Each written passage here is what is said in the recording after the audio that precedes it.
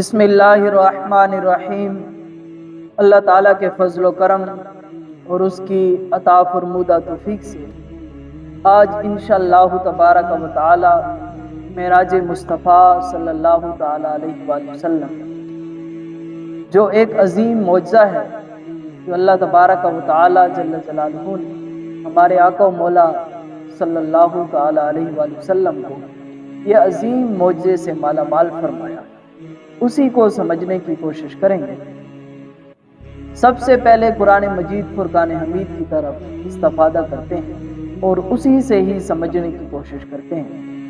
اللہ تبارک و تعالی جل جلالہ نے اپنی لاریب کتاب کے اندر ارشاد فرمایا، سبحان الذی، پاک ہے وہ ذات۔ اب اس آیات مقدسہ کا اللہ تبارک و تعالی جل جلالہ نے جب ابتدا فرمایا تو اس کی ابتدا لفظ سبحان سے فرمائی کہ وہ ذات مبرہ اور پاک ہے تمام تر عیبوں سے۔ اس کا مطلب یہ ہے کہ آگے والی جو بات آ رہی ہے اس بات کے اندر اگر آپ نے اعتراض کیے میرے محبوب کریم حضرت محمد مصطفیٰ صلی اللہ علیہ وسلم پر، تو آپ کے اعتراض اس پر نہیں ہوں گے، بلکہ میں خود جو بیان کر رہا ہوں کہ میں نے اپنے محبوب کریم صلی اللہ علیہ وسلم کو یہ سارا سفر معراج میں نے خود کروایا تاکہ آپ نے میرے محبوب پر کوئی اعتراض نہیں کرنا۔ اگر تم اس پر کرو گے تو وہ اس پر نہیں ہوں گے بلکہ مجھ پروردگار پر ہی اعتراض ہے۔ تو پھر کسی شخص نے بہت ہی خوبصورت یہاں انداز بیان فرمایا کہ معراج راز سی محبتاں دا تے نہ کسی دی سمجھ وچ آن والا، سڈیا تالے تے کیا مطلوب اتھے تے جبریل سی سڈ لے جان والا، باز آدن بن دروازے کنج گئے کس طرح گئے عرش پر جان والا، تے پر عقل دا دخل اتھا کیے جانے جان والا یا جانے لے جان والا۔ پھر قرآن مجید فرقان حمید میں اللہ تبارک و تعالی جل جلالہ نے فرمایا اسرا، فرمایا کہ اسرا کہتے ہیں رات کی سیر کو، اور اللہ تبارک و تعالی جل جلالہ نے اپنے محبوب کریم صلی اللہ علیہ وسلم کو رات کی سیر کرائی، جس کو قرآن مجید فرقان حمید میں بیان کیا۔ آگے فرمایا بعبدہ، فرمایا میں نے اپنے خاص بندے کو سیر کرایا۔ اب اس لفظ سے بہت سارے معنی جو ہیں اور بہت سارے راز جو ہیں وہ امت پر عیاں ہوتے ہیں۔ پہلی بات تو یہ ہے کہ خصوصاً اللہ تبارک و تعالی جل جلالہ یہاں پر عبد ہی اس لیے بیان کہ عبد جو ہے وہ جسم اور روح دونوں کے مجموعے کو عبد ہے۔ میں آپ کو ادھر مثال دیتا ہوں، اگر کوئی شخص فوت ہو جائے تو ہم اسے بندہ نہیں کہتے بلکہ ہم اسے مردہ کہتے ہیں، یہ لاش پر۔ بندہ اس وقت تک ہوتا ہے جب انسان کے جسم کے اندر روح ہو تو ہم اس کو بندہ کہتے ہیں۔ بلا مثال بلا مشابہ میں آپ کو بیان کر رہا ہوں کہ یہاں پر پروردگار نے عبد ہی کا ذکر فرمایا کہ میں نے اپنے خاص بندے کو سیر کرائی، گویا کہ یہ جو معراج کروائی گئی اللہ تبارک و تعالی نے اپنے محبوب کریم صلی اللہ علیہ وسلم کو، یہ خصوصاً جو تھی جسمانی تھی نہ کہ روحانی۔ یہ بھی ہو سکتا ہے کہ یہاں پر بھی عبد ہی فرمایا تاکہ رسول پاک صلی اللہ علیہ وسلم کے امتی رسول پاک صلی اللہ علیہ وسلم کی شان مرتبہ اور یہ رفعت مکانی اور رسول پاک صلی اللہ علیہ وسلم کے مختلف شانیں دیکھ کر کہیں وہ غلط فہمی کا شکار نہ ہو جائیں، جس طرح کہ حضرت عیسیٰ علیہ نبی علیہ السلام کے امتی جب انہوں نے حضرت عیسیٰ علیہ نبی علیہ السلام کے مختلف معجزات دیکھے تو وہ غلط فہمی میں شکار ہو گئے، اسے رب کہہ بیٹھے، نعوذ باللہ۔ تو اس لیے خصوصاً پروردگار نے یہاں پر لفظ بعبد ہی فرمایا کہ میں نے اپنے بندے کو سیر کرایا۔ چلیں یہاں پر میں ایک حدیث مبارکہ کی وضاحت کرتے چلوں۔ بعض لوگ یہاں پر یہ اعتراض کر کے پھر حدیث مبارکہ لاتے ہیں۔ ان کا اعتراض یہ ہے کہ رسول پاک صلی اللہ علیہ وسلم کو یہ جو معراج کروایا گیا ہے یہ روحانی تھا، قلبی معراج تھا، اور اس پر دلیل بنا کر ام المؤمنین حضرت عائشہ صدیقہ طیبہ طاہرہ رضی اللہ تعالیٰ عنہا حدیث مبارکہ لے آتے ہیں، جس میں اماں جان فرماتی ہیں کہ میں نے رسول پاک صلی اللہ علیہ وسلم کے جسم اطہر کو گم ہوا نہیں پایا، بلکہ رسول پاک صلی اللہ علیہ وسلم میرے ساتھ ہی تشریف فرما تھے۔ اب یہاں پر بہت سارے مفکرین، ان میں سے خصوصاً شیخ عبدالحق محدث دہلوی رحمۃ اللہ تعالی علیہ، امام عبدالوہاب شیرانی رحمۃ اللہ تعالی علیہ، اور ان میں سے خصوصاً غلام رسول سعیدی صاحب رحمۃ اللہ تعالی علیہ نے اس احادیث مبارکہ کی وضاحت بھی فرمائی ہے۔ فرمایا کہ پہلی بات اس میں یہ ہے جو بڑی ہی ورڈز کے معنی میں سمجھی جاتی ہے، وہ یہ ہے کہ یہ جو معراج رسول پاک صلی اللہ علیہ وسلم کو کروایا گیا یہ مکہ المکرمہ کے اندر کروایا گیا، اور ام المؤمنین حضرت عائشہ صدیقہ طیبہ طاہرہ رضی اللہ تعالیٰ عنہا کا جو نکاح ہوتا ہے وہ مدینہ شریف میں جا کر ہوتا ہے، تو یہ تو بات بن بھی نہیں سکتی کہ ام المؤمنین حضرت عائشہ صدیقہ طیبہ طاہرہ رضی اللہ تعالیٰ عنہا مکہ المکرمہ میں ساتھ ہو، نہیں، بلکہ وہ تو مدینہ المنورہ کے اندر جا کر وہاں پر ان کی شادی ہوئی ہے اور وہاں ان کی رخصتی ہوئی ہے، اور پھر جا کے نبی پاک صلی اللہ علیہ وسلم کے گھرانے مبارکہ کے اندر جا کے تشریف لے گئی ہیں۔ بلکہ یہاں پر علماء کرام یہ فرماتے ہیں کہ اللہ تبارک و تعالی جل جلالہ نے ہمارے آقا و مولا صلی اللہ تعالی وسلم کو 34 معراج کروائے، ان میں سے 33 معراج جو تھے وہ روحانی تھے، قلبی تھے، اور خصوصاً یہ جو معراج کروایا گیا 27ویں رجب المرجب کے اندر، مرجب کی رات کے اندر، یہ خصوصاً جسمانی معراج تھا، جس کو قرآن مجید فرقان حمید بِعَبْدِهِ کے لفظ کے ساتھ استعمال فرما کے اور بِعَبْدِهِ کے بعد قرآن مجید فرقان حمید کے اندر موجود ہے لیلن پر جو یہ تنوین ہے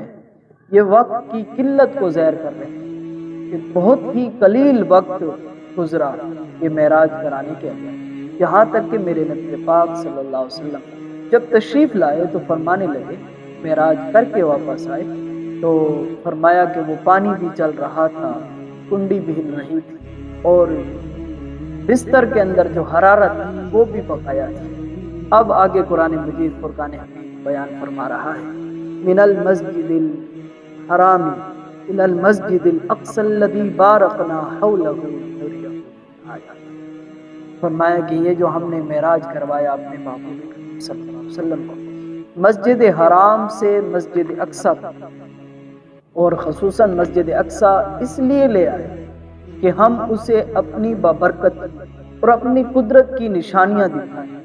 اور آگے قرآن مجید فرقان حمید موجود ہے، انہ هو السمیع البصیر۔ فرمایا کہ بے شک وہ سننے والا ہے اور وہ پروردگار جو ہے وہ دیکھتا ہے۔ اور بارکنا حولہ سے مراد برکت کی جو وجہ ہے مسجد اقصی کے ارد گرد باغات ہیں، نہریں ہیں، اور انبیاء علیہ السلام میں سے جلیل القدر انبیاء علیہ السلام کے مزارات ہیں ادھر ادھر نزدیک، تو اس لیے بارکنا کا لفظ استعمال کیا ہے، اور ان میں سے خصوصاً حضرت داؤد علیہ السلام کا مزار بار ہے، اور اس کے ساتھ حضرت سلیمان علیہ السلام کا مزار ہے، اور حضرت موسیٰ علیہ السلام کا مزار ہے۔ گویا کہ جہاں مزارات انبیاء علیہ السلام ہو وہاں برکتیں ہوتی ہیں، اور معراج کی رات اللہ تبارک و تعالی جل جلالہ نے اپنے محبوب کو ان مزارات کی زیارت کروا کے سنت رسول بنا دیا۔ فرمایا جو مزارات انبیاء علیہ السلام پر آئے گا وہاں برکتیں بھی ہوگی اور نبی پاک صلی اللہ علیہ وسلم کی سنت بھی ہوگی۔ اور جب جبریل علیہ السلام کو پروردگار کی طرف سے حکم ہوتا ہے کہ چلیے آپ بھی جائیں، اور 70,000 ملائکہ کو بھی لے کر چلیں، اور اسرافیل علیہ السلام بھی ساتھ میکائیل علیہ السلام کو بھی ساتھ حکم دیا کہ آپ چلیے میرے محبوب صلی اللہ علیہ وسلم کی خدمت کے لیے۔ جب یہ تمام فرشتے اور جبریل امین علیہ السلام براق کو بھی ساتھ لیتے ہیں اور نبی پاک صلی اللہ علیہ وسلم کی برگاہ بے کس پناہ کے اندر حاضر ہوتے ہیں، تو اس رات رسول پاک صلی اللہ علیہ وسلم حضرت ام ہانی رضی اللہ تعالیٰ عنہ کے گھر میں تشریف فرما تھی۔ یہ حضرت علی المرتضیٰ شیر خدا رضی اللہ تعالیٰ عنہ کی بہن ہے۔ ان کے گھر میں رسول پاک صلی اللہ علیہ وسلم تشریف فرما تھی، اور جب دیکھا کہ رسول پاک صلی اللہ علیہ وسلم تو آرام فرما ہے، خرامہ ناز میں تشریف فرما ہے، تو ہوئے یا اللہ تیرے محبوب تو یہاں سوئے ہوئے ہیں، خرامہ ناز فرما رہے ہیں، اب کیا حکم ہے؟ تو حکم آتا ہے قبل قدمی، اے جبریل علیہ السلام میرے محبوب کریم صلی اللہ علیہ وسلم کے قدمین شریفین کو چومو۔ ملا کاشف معین حربی رحمۃ اللہ تعالی علیہ نے مدارج النبوہ کے اندر یہ بات لکھی ہے کہ جبریل علیہ السلام کا پورا جسد اتھر جو تھا وہ نور سے بنا ہوا تھا، لیکن اس کے ہونٹ جو تھے وہ کافور کے بنے ہوئے تھے، اور ساری زندگی وہ سوچتا رہا کہ میرا پورا جسم جو ہے وہ نور کا ہے، لیکن میرے ہونٹ جو ہیں یہ کافور کے کس لیے پروردگار نے بنائے؟ جبریل علیہ السلام فرماتے ہیں کہ جب مجھے پروردگار نے یہ حکم دیا کہ قبل قدمی، میرے محبوب کریم صلی اللہ علیہ وسلم کے قدموں کو چومو، تو فرمایا مجھے اس وقت معلوم ہو گیا کہ یہ خاص جو وجہ ہے جو پروردگار نے مجھے میرے ہونٹوں کو کافور کا بنایا، تو یہ اس لیے تھا کہ جب جبریل علیہ السلام میرے محبوب کے قدموں کو چومیں گے تو میرے محبوب نیند جو ہے وہ بیدار ہو جائیں گے، وہ نیند سے اٹھ جائیں گے۔ تو پھر کسی شخص نے تخیل میں جا کے حضرت جبریل امین علیہ السلام سے پوچھا کہ اے جبریل علیہ السلام آپ نے تو ہمارے نبی پاک صلی اللہ علیہ وسلم کے قدمین شریفین چومے ہیں، آپ کو کیا سرور آیا ہے؟ تو وہ فرمانے لگے نہ جنت کی گلیوں میں دیکھو، کیا خوب انداز ہے اس شخص کا، فرمایا نہ جنت کی گلیوں میں دیکھو جتنا لطف محمد صلی اللہ علیہ وسلم کی تلیوں میں۔ اور پھر کسی سرائکی شاعر نے بہت خوب کہا، کہنے لگا چمن دی ریت ساکوں جبریل نے سکھائی، جبریل پیر چمنے بدنی کو جاگ آئی، چمن جے گر گناہ ہے ونج فتوے لاؤ ناتے، ایمینی پیر چمتے اسا اللہ والا۔ پاک صلی اللہ علیہ وسلم بیدار ہوئے، حضرت جبریل علیہ السلام عرض گزار ہوئے یا رسول اللہ صلی اللہ علیہ وسلم ان اللہ قد اشتاق الی لقائک، فرمایا یا رسول اللہ صلی اللہ علیہ وسلم بے شک اللہ تبارک و تعالی جل جلالہ آپ کی ملاقات کا شوق رکھتا ہے، مشتاق ہے کہ یا رسول اللہ صلی اللہ علیہ وسلم آپ تشریف لے آئیں۔ سیدی اعلیٰ حضرت عظیم البرکت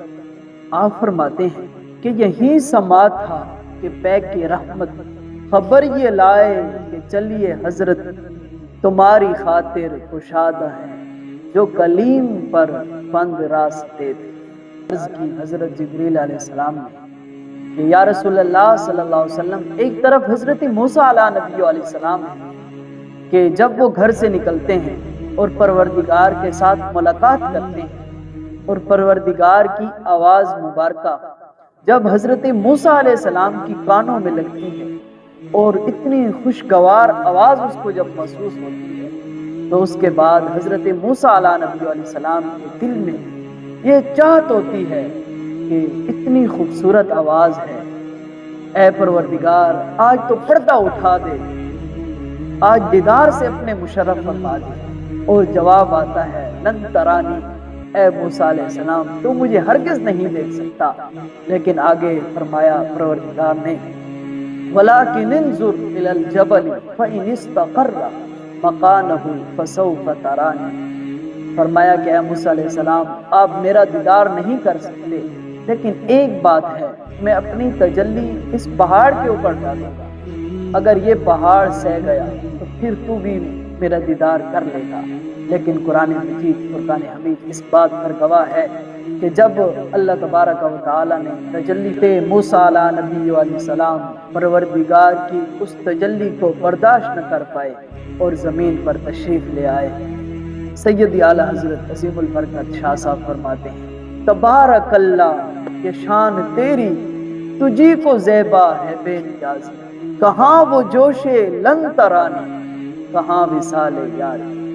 سید اعلیٰ حضرت عظیم البرکت فرماتے ہیں کہاں تو وہ مقام ہے حضرت موسیٰ علیہ نبی علیہ السلام کا کہ پروردگار فرما رہا ہے کہ لن ترانی، اے موسیٰ علیہ السلام تو نہیں دیکھ سکتا، لیکن دوسری طرف جب محبوب کی بات آئی تو پھر یہاں پر یہ عالم ہے کہ پروردگار خود اپنے فرشتے کو بھیج کر حضرت جبریل امین علیہ السلام کو بھیج کر فرما رہا ہے کہ جاؤ میرے محبوب کو کہو ان اللہ اشتاق الی لقائک، فرمایا جاؤ میرے محبوب کو بلا لاؤ، میں اس کے دیدار کا مشتاق ہوں، میرا دل چاہتا ہے کہ میرا محبوب میرے پاس آ جائے۔